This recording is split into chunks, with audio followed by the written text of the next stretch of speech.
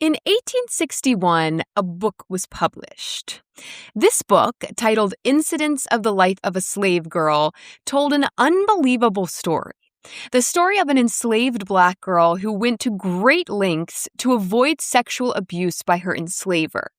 A girl who cunningly twisted this very system of abuse to work in her favor. A girl who, now a woman, spent 7 years lying in a tiny crawl space above her grandmother's porch, watching her own children play through a peephole she had whittled in the wood. A woman who escaped from slavery, reunited with her loved ones in the North, and worked tirelessly for decades to fight the evil institution that had stolen so much from her. The plotline of Incidents of the Life of a Slave Girl is so unbelievable, it was straight up not believed for 120 years. The book was considered a work of fiction, created by abolitionist author Lydia Marie Child. But you should know that it wasn't fiction, and it wasn't written by Child. It was an autobiography, written by that very Black girl herself. Let's fix that.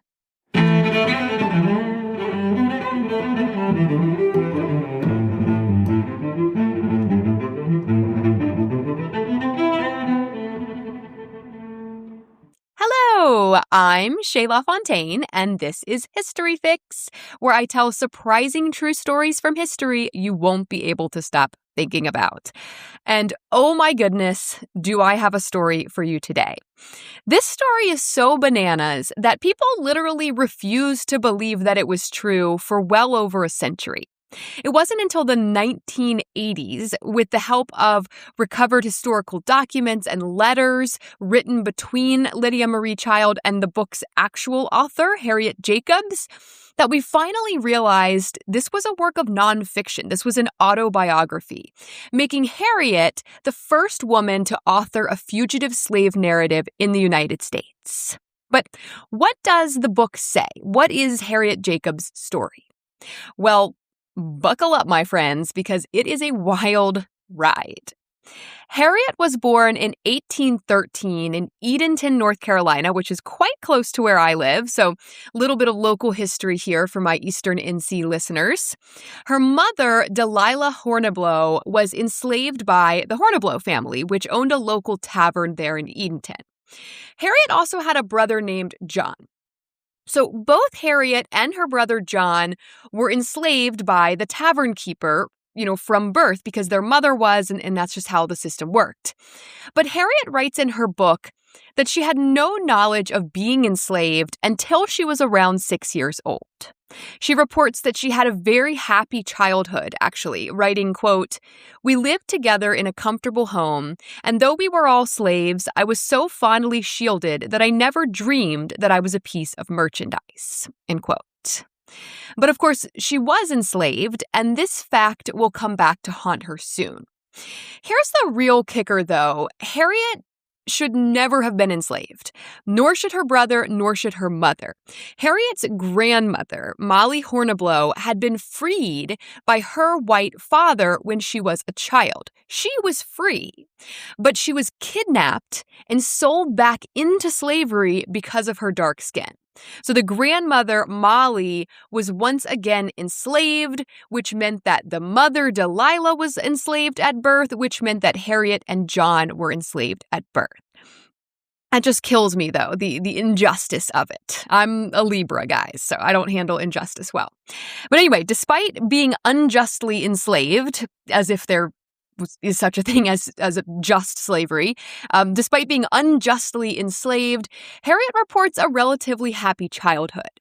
She was technically enslaved by this Horniblow tavern keeper man, but he died pretty early on in her life, and she and her brother John were transferred to his daughter, Margaret Horniblow.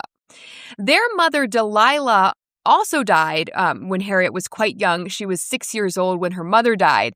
So she and John were very much in the care of Margaret Horniblow at that point. Margaret seemed to treat them pretty well, though. We know that she taught Harriet to sew and that she also taught her how to read. So this was very rare in the early 1800s for an enslaved person to learn to read. I do want to point out, though, that it wasn't actually illegal in North Carolina to teach enslaved people to read and write yet. That did not become a thing until 1830. So when Margaret taught Harriet to read, it wasn't illegal yet. Things are pretty okay with Margaret, though. But then she died in 1825 when Harriet was 12 years old. And this is when the real trouble began. Margaret left Harriet in her will to her niece, Mary Matilda Norcom. But this niece, she was only 3 years old at the time. Can you imagine leaving like an entire human being to a 3-year-old? like if that doesn't raise any red flags about, how wrong this whole system is, then I don't know what will. But anyway, Mary Matilda Norcom was only 3 years old, so 12-year-old Harriet fell into the care and the enslavement of her father, a physician named Dr. James Norcom. This guy.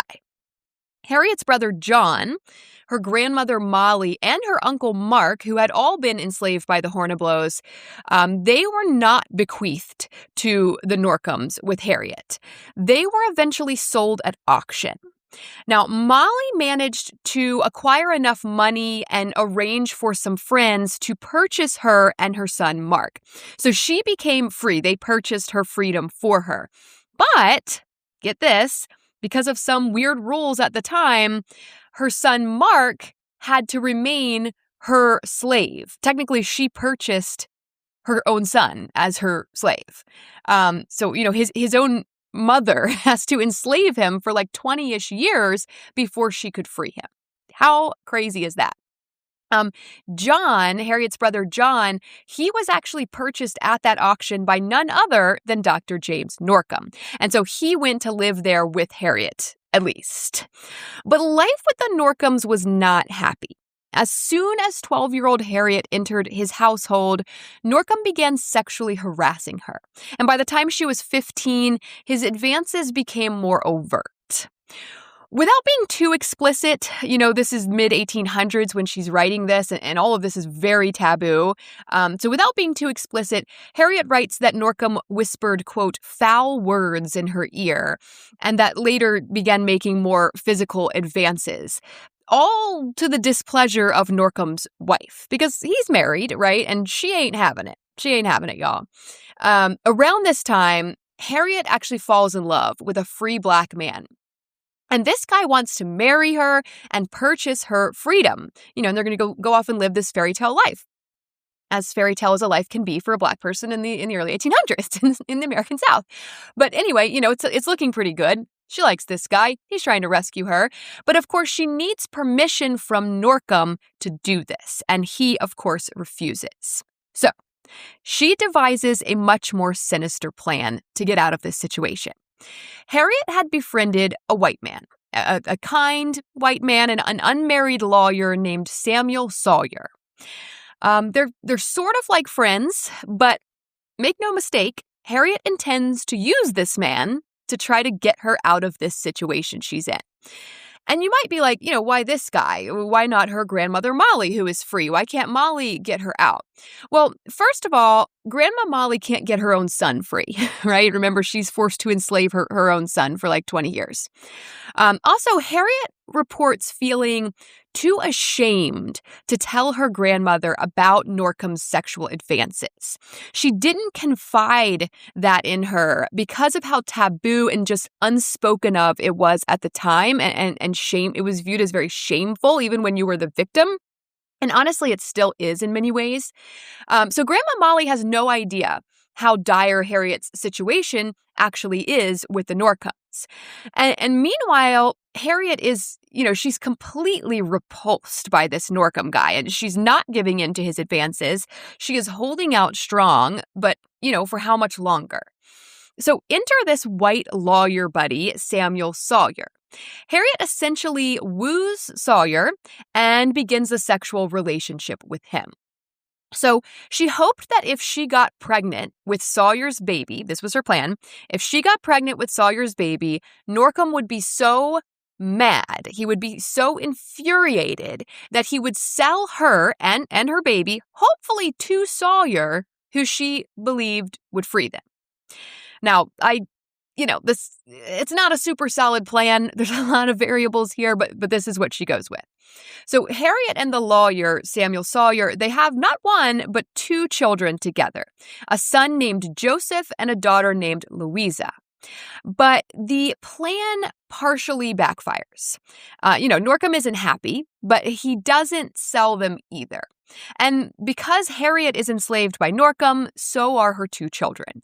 Despite their father being a free white man and honestly a bit of a big shot lawyer at that. Sawyer was part of the Edenton white elite. He goes on to be elected to the U.S. House of Representatives for the state of North Carolina.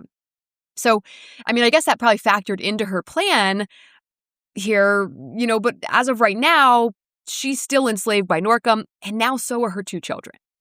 By the way, when Harriet had her children baptized, she gave them the last name Jacobs. Technically, it should have been Norcom, but she kind of secretly gave them the name Jacobs, and after that, she and her brother John also start going by Jacobs. So that's where that name comes in, because she was originally Harriet Horniblow, right? Because that was her original enslaver. But she kind of chooses this name Jacobs and starts going by that name. This plot of hers, though, it does accomplish something. Norcom's wife is so disgusted by Harriet's behavior, that she had this sexual relationship with a white man out of wedlock and got pregnant. That's very scandalous, right? Norcom's wife is so disgusted by it that she refuses to let Harriet live in their house. So Harriet actually gets to go live with her grandmother, Molly. But Norcom visits her there often and he continues these sexual advances there. Now, Grandma Molly's house was only about 600 feet from Norcom's house. So, he's over there all the time. Harriet, still determined to get away from this creepy dude, once and for all. And after he threatens to put her children to work on his son's plantation, Harriet hatches a new plan. She is going to pretend to run away. Okay? She's not actually going to run away because she has two children now, and that's a bit complicated at this point. But she is going to pretend to run away with the hopes that, with her gone, Norcom will sell her children to their father, the white lawyer, Samuel Sawyer, and that Sawyer will, of course, she hopes, they're his children, free them. So Harriet, air quotes, runs away, but in reality, she kind of stays nearby. First, she hides out in the home of a white woman who is an enslaver herself, so I'm a little bit confused by that, by why this woman would hide her like that, but that's how the story goes. This woman lets her hide out in her home for a bit, and then after that, she spends some time hiding in a swamp near town. Yes, a swamp. And then she makes her way back to her grandmother's house and hides in what she refers to as the garret. She describes this garret as a crawl space, essentially, over her grandmother's porch. And remember, her grandmother's house is only 600 feet from Norcom's house. This garret, if you can picture it, this garret is about 9 feet long, 7 feet wide, and only 3 feet tall at its highest point. So there's definitely no standing up in this thing. This is like a lay down situation, right? PBS reports, quote, its sloping ceiling, only 3 feet high at one end, didn't allow her to turn while laying down without hitting her shoulder. Rats and mice crawled over her. There was no light and no ventilation, end quote. Not a very comfortable place to hide out, for sure. But you guys, Harriet lived in this garret for 7 years. For 7 years, she laid in this crawl space above her grandmother's porch. She came out sometimes at night to exercise, but laying there all the time definitely caused health problems that she still felt decades later while writing her autobiography. She did manage to bore a few small holes in the wall, creating about a 1-inch opening, a quote, little dismal hole, as she called it, to let in, a little bit of light and fresh air. But she does say the light was barely enough to read by. But we know that she did manage to read her Bible while in hiding, and that she also wrote several letters to Norcom, hoping to confuse him about her whereabouts. She could also look out of this opening, and she was often able to watch her children playing outside. Because while this whole situation, sucked royally, It did actually sort of work a little bit. So Sawyer the lawyer, I didn't realize that rhymed. So lawyer Sawyer, he had managed to purchase their children. And they were now living at her grandmother's house. Yes, the very house where she was in hiding in this crawl space above the porch. I don't know who all knew that Harriet was there. I assume that Grandma Molly knew, as she was the one probably bringing her food and water and stuff. I do not think the children knew that she was there until much later. So that's pretty, gives me chills. To think about living in this house and wondering probably every single day where your mother is. And the whole time she's in the house, she's laying on top of the porch. Just wild. Now, when I say Sawyer was able to purchase their children, I don't mean from Norcom. Let me be more specific here. Norcom was so angry after Harriet ran away that he decided to sell her children and her brother John to a slave trader, demanding that they be sold in a different state in order to intentionally separate them from their mother and sister. Right? There would be no coming back for them. Harriet wouldn't be able to find them. But this slave trader had made a secret agreement with Sawyer already, and instead of selling them in another state, he sells them to Sawyer. So Sawyer purchases his 2 children with Harriet and her brother John. So this sort of miraculously works out, but not all the way. Harriet hoped that Sawyer would immediately free the children and John, because right? But he doesn't. He gets elected to the House of Representatives in 1837 and moves to Washington, D.C. without ever freeing them. He does take her brother John with him, though, on this trip he takes through the North after getting married in 1838. John actually leaves Sawyer in New York. He becomes free. Sawyer frees him, and he goes on this 3-year whaling adventure, and then he ends up in Boston. So John, the brother, is finally out, at least, right? But what about the kids? Well, Joseph, their son, he stays with Grandma Molly in the house where Harriet is hiding. But Sawyer sends their daughter Louisa to work as a house servant for his cousin who lives in New York, in Brooklyn, I believe, where she's treated quite badly. And according to Harriet, quote, she's treated not much better than a slave. Now, by 1842, Harriet has had enough of this. Her son is safer now with Grandma Molly. He's not enslaved by Norcom anymore. He's enslaved by Sawyer, so no one's really messing with him. He's safe with Grandma. But she needs to go rescue her daughter, right? So she manages to escape for real onto a boat heading for Philadelphia. And from there, she carries on to New York City in search of her daughter. And while she tries to figure out, how to rescue Louisa from this house, the house of Sawyer's cousin, she gets a job working as a nanny for the family of Nathaniel Parker Willis, who was a very popular author at the time. His wife, Mary Stace Willis, hired Harriet to take care of her baby daughter, Imogene. The next year, though, Harriet got word while working as a nanny for the Willis family. She got word that Norcom was coming to New York to get her. Someone had betrayed her location, he knows where she is, and he's coming to force her back into slavery, which was completely legal at the time. Even though New York was a free state, Harriet was from North Carolina, a slave state, and she was still the property of Norcom if he decided to go and claim her. So Harriet goes to Boston, where her brother John is living, now free, to hide from Norcom. And while there, she arranges for Grandma Molly back in North Carolina to send her son Joseph up to Boston to live with his uncle. She also manages, after some time, to get Louisa out of that horrible house where she was working as a servant and to Boston as well. So now, miraculously, Harriet, her brother John, and her 2 children, Joseph and Louisa, are all living in Boston. Technically, Harriet is still enslaved by Norcom.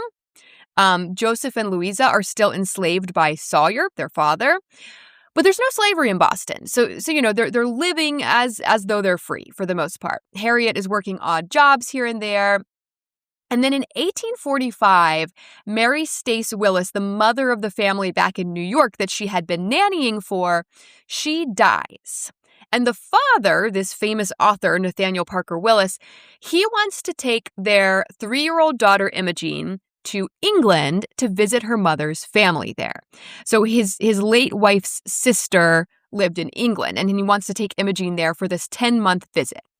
But of course, a man traveling the world alone with a 3-year-old daughter in the 1840s is like unheard of. And so he asks Harriet to go with them as Imogene's nanny, and she agrees to go. Harriet goes to stay with Imogene at her aunt's house in England for 10 months, while her father sort of gallivants around London and Europe, just doing whatever privileged 19th century white men do.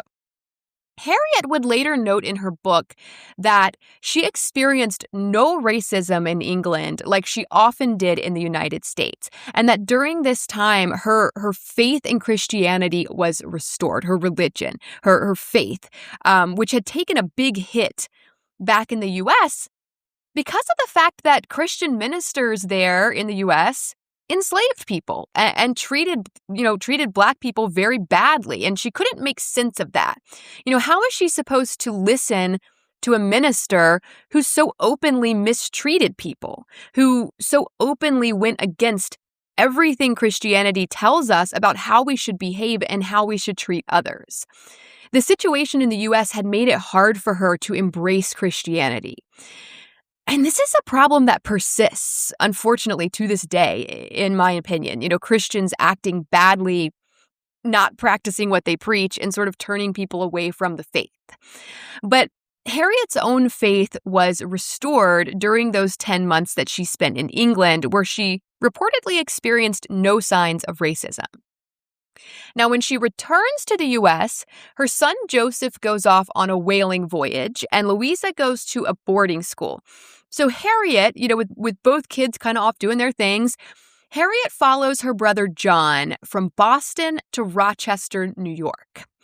John has gotten really involved in the abolitionist movement, and he ended up in charge of the anti-slavery office and reading room in Rochester. Now, this reading room was in the same building as the North Star newspaper, which was run by Frederick Douglass. So John finds himself in the abolitionist circles of men like Douglass, and so does Harriet, who comes to live with him there. While in Rochester, Harriet lived at the home of Amy and Isaac Post, a white couple who were very involved in the abolitionist and women's rights movement at the time. So these are very progressive circles that she's now in Rochester. In 1850, though, Harriet decided to go visit her girl, Imogene, right? The little girl that she nannied for in New York and also in England for those 10 months. Except Imogene's 8 years old now, right? Some time has passed. Harriet goes back to New York to pay her a visit. Nathaniel Parker Willis, Imogene's father, is now remarried, and his second wife, Cornelia, she's having a hard time, right? She's just had her second baby, and she's not recovering well. She basically begs Harriet to stay on again as nanny for the Willis family. Now, there's a considerable risk here, right? Harriet knows that Norcom knows that she has nannied for the Willis family off and on in the past. He knows where the Willis family lives. And now, thanks to the fugitive slave law of 1850, it's even easier for him to come and reclaim her. Yes, this Norcom dude is still haunting Harriet this many years later. Despite that, Harriet decides to stay on as nanny again for the Willis family and help them out with, these new babies with the second wife. A year later, though, only a year later in 1851, she gets word that she is in danger of being recaptured yet again. Not by Norcom, who actually died the previous year, but by his daughter, her actual enslaver, who is no longer a 3-year-old girl, but now a grown and married woman, coming to claim what she believes is hers, right? This is the 3-year-old niece whom Harriet was actually left to in her previous enslaver's will. But Cornelia Willis has promised that she will keep Harriet safe no matter what. So this is what she does, you guys. This is unbelievable, but this is what Cornelia does to ensure Harriet's safety as their nanny. She sends Harriet to Massachusetts to hide from Norcom's daughter with her 1-year-old baby girl, Lillian. She sends Harriet with her 1-year-old baby into hiding. Why? What sort of protection could a 1-year-old possibly provide? That kind of seems like more of a burden than anything. Well, Cornelia does this because if Harriet is captured by slave catchers, they can't very well capture a white baby from New York, right? They will have to return the baby to New York, to her family, to Cornelia. And when they do this, Cornelia plans to rescue Harriet from them. Chills. This is an incredible sacrifice for a mother to make, to literally use your own baby as collateral. And Harriet acknowledges this sacrifice in her book. She talks a lot about the constant threat of being separated from her own children, and for other enslaved women, this constant fear of that happening. And so for this well-to-do white woman in New York to willingly separate from her baby in order to help Harriet, Harriet recognized that sacrifice, and it meant a lot to her. Long story short, Cornelia Willis ends up purchasing Harriet's freedom from Norcom's daughter for $300. And Harriet has mixed feelings about this. She writes about these mixed feelings that she has in the book. She explains that on one hand, she was bitter that, quote, a human being was sold in the free city of New York. But she was also, obviously very grateful to Cornelia and relieved to finally be a free woman after a life of enslavement. But despite Cornelia's kindness and her sacrifice, Harriet felt that the only white people she had ever met in the United States who did not look down on her because of her race were the Posts, Isaac and Amy Post, with whom she had lived in Rochester. And it's to Amy Post that Harriet first confides in, telling her the story of her life and her escape from slavery. Amy later wrote about how difficult it was for Harriet to tell her story, saying, quote, though impelled by a natural craving for human sympathy, she passed through a baptism of suffering, even in recounting her trials to me. The burden of these memories lay heavily on her spirit, end quote. And it was Amy Post who first suggested that Harriet write down her story in the early 1850s. And Harriet felt morally obligated to do so in order to help out the anti-slavery movement. This was a powerful testimony to what enslaved people had endured. She lived in a crawl space above a porch for 7 years to avoid being sexually abused by her enslaver. This was something that was super common, not the crawl space thing, but the sexual abuse of enslaved women by their enslavers. And yet it was something no one was talking about because it was a very taboo topic, right? Harriet didn't even want to tell her own grandmother about it.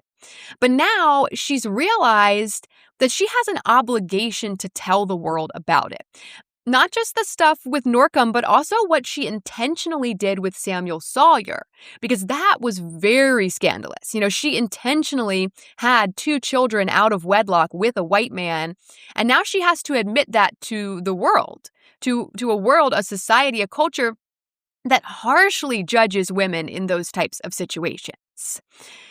But in her book, Harriet comes to terms with this. She says, quote, I knew what I did, and I did it with deliberate calculation. She also says, quote, there is something akin to freedom in having a lover who has no control over you, except that which he gains by kindness and attachment, end quote. And she comes to realize that while this sort of behavior may be considered morally wrong outside of slavery, those same standards do not apply to enslaved women. She writes, quote, in looking back calmly on the events of my life, I feel that the slave woman ought not to be judged by the same standard as others, end quote. But let's go back a little bit, because before Harriet writes this book, she actually has Amy Post write to Harriet Beecher Stowe, the famous abolitionist author who wrote Uncle Tom's Cabin, super famous book. Harriet wants Harriet Beecher Stowe to write her book for her.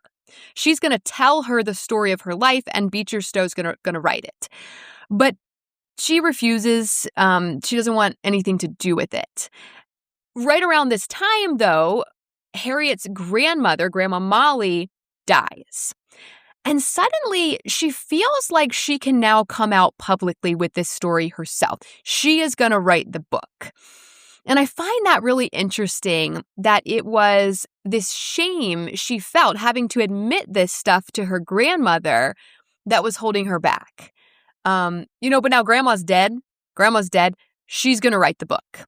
She actually writes the book while still working as a nanny for the Willis family. Get this, okay? Nathaniel Parker Willis, who was once this great author himself, he had built this country house called Idlewild that was supposed to be like this writer's retreat. But Willis sort of faded as a writer. He was kind of forgotten about. But it was at Idlewild, though, that Harriet wrote her book. A Harriet Jacobs biographer, Jean Fagan Yellen, who's really the one who ultimately proved her book to be nonfiction, says, quote, Idlewild had been conceived as a famous writer's retreat, but its owner never imagined that it was his children's nurse who would create an American classic there, end quote. I love that. Something about that is like, love it, love it. So Harriet writes the book. Her daughter Louisa edits it lightly, and then she sends it off to Lydia Marie Child for more editing. Lydia Marie Child was an abolitionist and women's rights activist, just like Amy Post, and she was also a novelist and a journalist. She was a writer. Actually, fun fact, Lydia Marie Child wrote the poem Over the River and Through the Woods to Grandfather's House We Go. And I always thought it was grandmother's house, but apparently it's actually grandfather. She wrote that. And get this, other fun fact, her grandfather's house, the one that she refers to in that poem or song or whatever it is still standing. It's in Medford, Massachusetts. It's still there. Pretty cool. But anyway, Lydia Marie Child edits the book, and she helps Harriet get it published. It takes a while to get a publisher, but they eventually do get it published. And, it's pretty highly revered within the abolitionist circles, but it's not like a universal smash hit. It gets published the same year that the Civil War breaks out in the U.S., 1861. So it gets completely overshadowed by that, and it's never even reprinted during Harriet's lifetime. It remains in obscurity until a century later. During the civil rights movement and the women's rights movements in the 1960s and 1970s, it gets sort of like rediscovered. Harriet wrote using a pen name, though. She didn't use her actual name. She called herself Linda Brent, and she used fake names for all the characters in her book, like she called Dr. Norcom Dr. Flint, and she called Samuel Sawyer Mr. Sands. And so even when the book is rediscovered, there are a lot of questions as to who actually wrote it, right? It says in the book, written by herself, aka Linda Brent, but Linda Brent was not a real person. So who was Linda Brent? And most people believed that it was written by Lydia Marie Child and that it was a work of fiction. It was Jean Fagan Yellen, a historian and biographer specializing in women's history and African American history, who managed to find the actual evidence, the primary sources, the letters, the historical documents to prove that Harriet wrote it and that it was true, that it was an autobiography and not a work of fiction. So this was happening in like the 1980s when this was found out. So, we know that the book wasn't really a hit until the 1960s. 120 years later after it was published, the 1980s, is when we finally realized that she wrote it and that it was a nonfiction. So this is, a long time after it was actually first published. But what happened to Harriet herself, right? What happened after the book was published? Let's go back to the 1800s. Well, right after the book was published, the Civil War broke out. And during the war, Harriet went to Washington, D.C. to help out in any way that she could. A lot of recently freed Black people flocked to Washington, D.C. during the Civil War. She and her daughter Louisa founded a school in Alexandria, Virginia, which is basically D.C., during the war, which was called the Jacobs School, with the purpose of teaching recently emancipated Black people how to read and write. So this school, the Jacobs School, it was kind of special because it was staffed by all Black teachers. And Harriet fought really hard to keep it that way. Not because she thought there was anything wrong with white teachers, but because the people that she was teaching, Black people, formerly enslaved people, had lived their whole lives being trained to, in Harriet's words, quote, look upon the white race as their natural superiors and masters, end quote. And she wanted them, by using Black teachers, she wanted them to develop, quote, respect for their race, end quote. After the war, Harriet and Louisa made their way to Savannah, Georgia, where they continued their relief efforts.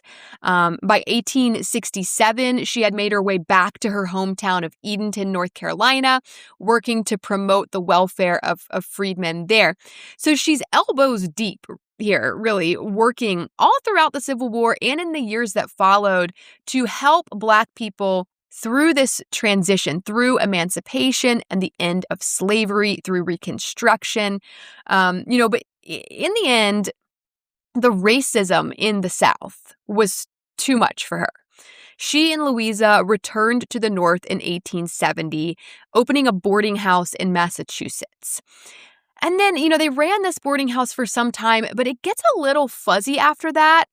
We know that she relocated to Washington, D.C. in about the mid-1800s, still with Louisa.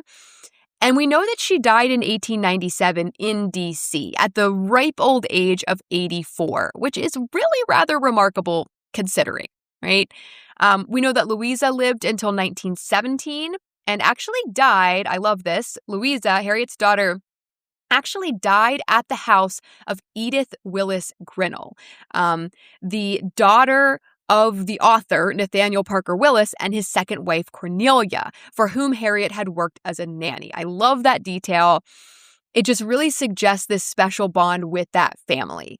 Remember, Cornelia was the one who sent Harriet into hiding with her 1-year-old daughter, Lillian, her other daughter, and eventually purchased Harriet's freedom. So I love that Harriet's daughter was still in touch with Cornelia's daughter and actually died at her house. So, wow. I know that was a lot. You read this book, Incidents of the Life of a Slave Girl, and it's a lot. It's an unbelievable story. It's a story that was very difficult for Harriet to tell. It was raw. It was real. It was laying her soul bare for the world to see. But she felt morally obligated to tell her story because it was something no one else was talking about, the sexual abuse of enslaved women by their enslavers and the lengths that they had to go to protect themselves and their children. No one was talking about that. It was this unspoken evil of slavery that people needed to know about and everyone was kind of afraid to talk about. And so Harriet was brave enough to get that out into the world.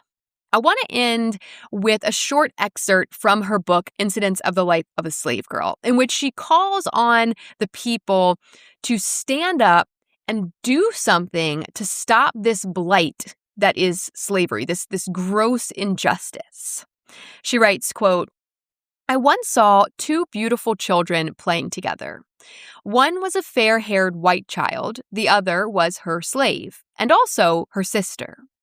When I saw them embracing each other and heard their joyous laughter, I turned sadly away from the lovely sight. I foresaw the inevitable blight that would follow on the little slave's heart. I knew how soon her laughter would be changed to sighs. The fair child grew up to be a still fairer woman. From childhood to womanhood, her pathway was blooming with flowers and overarched by a sunny sky. Scarcely one day of her life had been clouded when the sun rose on her happy bridal morning. How had those years dealt with her slave sister, the little playmate of her childhood? She also was very beautiful, but the flowers and sunshine of love were not for her. She drank the cup of sin and shame and misery, whereof her persecuted race are compelled to drink. In view of these things, why are ye silent, ye free men and women of the North? Why do your tongues falter in maintenance of the right? Would that I had more ability, but my heart is so full and my pen is so weak. There are noble men and women who plead with us, striving to help those who cannot help themselves. God bless them. God give them strength and courage to go on. God bless those everywhere who are laboring to advance the cause of humanity. End quote. I know slavery is not a thing anymore, in this country at least, but I think we can all relate to that last sentence. It applies to a lot of different issues that still plague us today.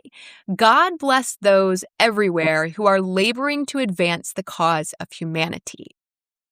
Think for a moment. In what ways are we advancing the cause of humanity today? What does that mean to you? What work still needs to be done? And how are you helping to advance it?